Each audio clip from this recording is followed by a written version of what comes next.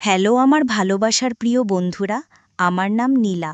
কোনো এক জ্যোৎস্না রাতে নববধূর সাজে যখন আমি আমার স্বামীর জন্য অপেক্ষা করছিলাম, তখন তিনি ঘরে ঢুকেই আমার প্রতি তার অধিকার প্রতিষ্ঠা করলেন। এরপর কিছু বুঝে ওঠার আগেই তিনি আমার হাত ধরে সজোরে টেনে নিয়ে আমাকে বাথরুমের ভেতরে ঢুকিয়ে দিলেন এবং বাইরে থেকে দরজাটা আটকে দিলেন। সেই রাত থেকে শুরু করে প্রত্যেক রাতেই এটাই আমার সাথে ঘটত। প্রতিদিন রাত হলেই আমার স্বামী আমাকে বাথরুমের ভেতরে বন্ধ করে দিতেন। তিনি কেন এমন করতেন তা আমি জানতাম না। শুধু বাথরুমের ভেতর থেকে আমি ঘরের বিছানার নড়াচড়ার বিশ্রী শব্দ পেতাম। আমার স্বামী কেন আমার সাথে এমন অমানবিক আচরণ করতেন এবং কেনই বা আমাকে বাথরুমে আটকে রেখে বিছানায় ওই ধরনের শব্দ করতেন, তা আমার কাছে এক বিরাট রহস্য ছিল। আমার জীবনের এই মর্মান্তিক কাহিনী শুনলে আপনাদেরও পায়ের তলার মাটি কেঁপে উঠবে। আমার স্বামী পেশায় একজন দন্ত চিকিৎসক ছিলেন। ছোটবেলায় মা মারা যাবার পর বাবা আমাকে অনেক স্নেহ ও যত্নে বড় করেছিলেন। আমি দেখতে খুব সাদামাটা চেহারার ছিলাম, আর সম্ভবত এই কারণেই আমার বিয়ের জন্য বাবাকে প্রচুর যৌতুক দিতে হয়েছিল। আমার মনে হতো আমি যদি দেখতে একটু সুন্দর হতাম তাহলে হয়তো বাবাকে এত বড় বোঝা মাথায় নিতে হতো না। আমার স্বামী একজন ডাক্তার হওয়ায় তার মা আমাকে তাদের বাড়ির বউ হিসাবে গ্রহণ করার জন্য নগদ ৫ লক্ষ টাকা দাবি করেছিলেন। শুধু তাই নয়, ঘরের সমস্ত আসবাবপত্র তিনি চেয়ে নিয়েছিলেন। যেদিন আমার শাশুড়ি ও আমার স্বামী আমাকে দেখতে এসেছিলেন, সেদিন আমার শাশুড়ি আমার বাবার কাছে পরিষ্কারভাবে সব দাবি খুলে বলেছিলেন যে নগদ ৫ লক্ষ টাকা, ১০ ভরি সোনার গয়না এবং বাড়ির সমস্ত আসবাবপত্র দিতে হবে। আমার বাবা একজন ডাক্তার জামাই পেয়ে আমার সুখের কথা ভেবে সেই বিপুল পরিমাণ যৌতুক দিতে রাজি হয়ে গিয়েছিলেন। বাবা ভেবেছিলেন এত কিছু দিয়ে বিয়ে দিলে আমি হয়তো শ্বশুরবাড়িতে সুখে শান্তিতে থাকতে পারব। বিয়ের পর যখন শ্বশুরবাড়িতে এলাম, তখন আমার শাশুড়ি আমাকে খুব আদর যত্ন করলেন এবং অনেক ভালোবাসা দেখালেন। আমি যখন মাথায় ঘোমটা দিয়ে নিজের ঘরে বিছানায় বসেছিলাম, তার কিছুক্ষণ পরেই আমার স্বামী ঘরে প্রবেশ করলেন। আমি স্বপ্নেও ভাবতে পারিনি যে আমার জীবনের সবচেয়ে সুন্দর রাতটা এমন ভয়ঙ্কর হবে। বিয়ের পরদিন সকাল থেকেই আমার জীবনের সব কিছু ওলটপালট হয়ে যায়। পরদিন সকালে আমার স্বামী ঘর থেকে বেরিয়ে তার মাকে চিৎকার করে বলতে লাগলেন, মা, তুমি এটা কেমন মেয়ের সাথে আমার বিয়ে দিয়েছ? এই মেয়ে নিশ্চয়ই চরিত্রহীন, না হলে সে কেন নিজেকে বাথরুমের মধ্যে সারা রাত ধরে বন্ধ করে রাখবে? তার চিৎকারে আমিও ঘর থেকে বেরিয়ে এসেছিলাম। আমাকে দেখামাত্র আমার স্বামী তার মাকে বললেন, মা, তোমার পছন্দের গুণবতী বৌমাকে জিজ্ঞেস করো সে কেন কাল রাতে নিজেকে বাথরুমের মধ্যে আটকে রেখেছিল, কেন সে আমার থেকে দূরে থাকতে চেয়েছিল। এর একটাই মানে হতে পারে যে তার অন্য কোনো পুরুষের সাথে অবৈধ সম্পর্ক রয়েছে।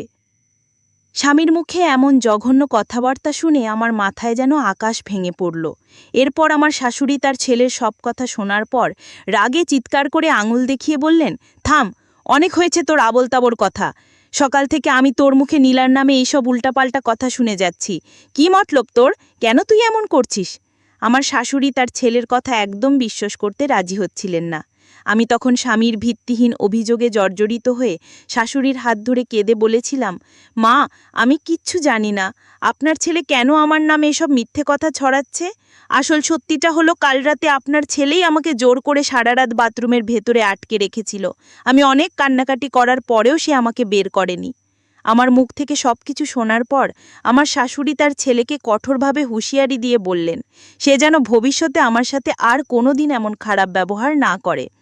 কিন্তু আমার স্বামী তখন কান্নার অভিনয় করে তার মাকে বললেন, মা, এই মেয়েটা সবে একদিন হলো এই বাড়িতে এসেছে, আর তুমি নিজের ছেলের কথা কি অবিশ্বাস করেই অচেনা মেয়েটার কথা বিশ্বাস করছো? তুমিও কিন্তু একদিনের জন্য খুব পস্তাবে, মা। সে তার মাকেও কটু কথা বলতে ছাড়ল না এবং রাগ দেখিয়ে বাড়ি থেকে বেরিয়ে গেল। আমি তখন শুধু অঝরে কাঁদছিলাম, কারণ বিয়ের পরদিনই যদি স্বামীর কাছ থেকে চরিত্রহীন অপবাদ শুনতে হয়, তাহলে একজন মেয়ের জন্য এর চেয়ে বড় যন্ত্রণা আর কিছুই হতে পারে না। পরদিন সকালেও আমার স্বামী তার মাকে ডেকে এনে একই রকম ঝামেলা শুরু করলেন। তিনি বলতে লাগলেন, মা, তুমি এই কলঙ্কিনী মেয়ের সাথে আমার বিয়া দিয়ে আমার পুরো জীবনটাই নষ্ট করে দিয়েছ। এই মেয়ে তো আমাকে তার ধারে কাছেও আসতে দেয় না। এর মানে হলো এই মেয়ের নিশ্চয়ই কোনো প্রেমিক আছে। তুমিই বলো এমন মেয়ের সাথে আমি বাকি জীবনটা কি করে কাটাবো? আমি তখন শাশুড়ির সামনে সত্যিটা বলতে বাধ্য হলাম।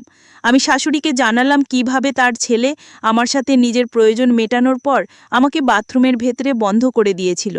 আমার স্বামী তখন তার মাকে বললেন, মা দেখতে পাচ্ছ ও কত বড় মিথ্যেবাদী। আমি যদি ওকে ভালোবাসতাম বা আদর করতাম তাহলে ওকে কেন বাথরুমের ভেতরে আটকে রাখবো?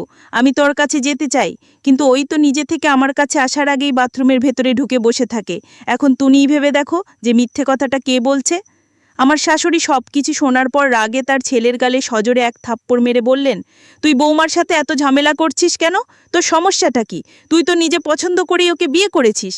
আমার স্বামী তখন তার মাকে বললেন, আমি এই মেয়েকে পছন্দ করে বিয়ে করিনি, শুধু তোমার কথাই বিয়ে করেছি, কারণ এই মেয়েটাকে তোমার খুব পছন্দ ছিল।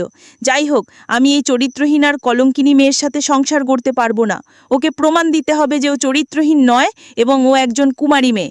যেদিন ও আমাকে প্রমাণ দিতে পারবে সেদিন থেকেই আমি ওকে নিজের স্ত্রী বলে মেনে নেব। এই বলে আমার স্বামী বাড়ি থেকে বেরিয়ে গেলেন। আমি তখন নিজের ঘরে এসে বাবাকে ফোন করে জানালাম যে আমার শ্বশুরবাড়িতে কোনো কিছুই ঠিক নেই এবং আমার স্বামী আমাকে সন্দেহ করছেন। আমার ওপর এত বেশি অত্যাচার করা হচ্ছিল যে ওই কথাগুলো বাবাকে না জানালে আমার আর কোনো উপায় ছিল না। আমার সব কথা শোনার পরে বাবা বললেন, ওদেরকে 5 লক্ষ টাকা দেওয়া বাকি আছে, সেই জন্যই হয়তো তারা এসব ঝামেলা করছে। বাবা কথা দিলেন যে তিনি খুব তাড়াতাড়ি টাকাটা আমার শাশুড়ি মায়ের হাতে দিয়ে দেবেন।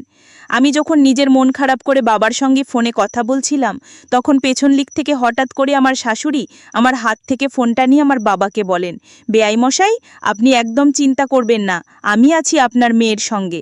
আমি তোর মায়ের মতোই, এখন নীলা আমার বাড়ির বৌমা, তাই আপনি একদম চিন্তা করবেন না, আমি সব কিছু ঠিক করে দেব। তারপর আমার শাশুড়ি আমাকে বোঝালেন যে প্রত্যেকটা ব্যাপারে বাবাকে ফোন করলে তার চিন্তা বাড়বে। তিনি আমাকে আশ্বাস দিলেন যে তিনি তার ছেলেকে সঠিক পথে নিয়ে আসবেন। কিন্তু বিয়ের 2 দিন পর আমার সাথে যা হয়েছিল সেটা শুনলে আপনাদেরও চোখ দিয়ে জল পড়বে। সেদিন বিকেলে যখন আমি একাই সোফায় বসে চা খাচ্ছিলাম, তখন আমার স্বামী এসে আমাকে বললেন, নীলা, আমার জন্য 1 গ্লাস ঠান্ডা জল নিয়ে এসো। আর মা কোথায় আছে? আমি তখন বরকে বললাম যে মা তো রান্নাঘরে কিছু রান্না করছেন। তারপর বর বলল, যাও আমার জন্য আগে তাড়াতাড়ি ঠান্ডা জলটা নিয়ে এসো। তারপর আমি চায়ের কাপটা টেবিলে রেখেই দিয়ে তাড়াতাড়ি বরের জন্য ফ্রিজ থেকে 1 গ্লাস ঠান্ডা জল নিয়ে আসি। কিন্তু চা খাওয়ার 15 মিনিট পরেই যেন আমার বমি বমি ভাব হতে লাগলো এবং আমার শরীরটাও যেন ভীষণ খারাপ করছিল। তারপর আমি যখন আর থাকতে না পেরে বাথরুমে গিয়ে বমি করা শুরু করি, তখন আমার শাশুড়ি মা তাড়াতাড়ি রান্নাঘর থেকে আমার কাছে ছুটে আসেন। ঠিক তখনই আমার স্বামী ওখানে দাঁড়িয়ে তার মাকে বলতে শুরু করলেন যে, মা, আমি তোমাকে কি বলেছিলাম? এই মেয়েটা কলঙ্কিনী, এই মেয়ে নিশ্চয়ই গর্ভবতী আছে এবং তার পেটে নিশ্চয়ই তার প্রেমিকেরই বাচ্চা আছে, না হলে সেইভাবে হঠাৎ করে কেন বমি করবে? তখনও কিন্তু আমার শাশুড়ি আমার পক্ষে এই কথা বলেছিলেন এবং তার ছেলেকে বলেছিলেন এসব ফালতু কথা না বলে এখন তাড়াতাড়ি পাশের বাড়ি ডাক্তার বৌদিকে ডেকে নিয়ে আসতে। ওদিকে আমার শরীর এতটাই খারাপ করছিল যে আমি তো কোনো কথা বলতেও পারছিলাম না এবং ওই সময় আমি বেহুশ হয়ে গিয়েছিলাম।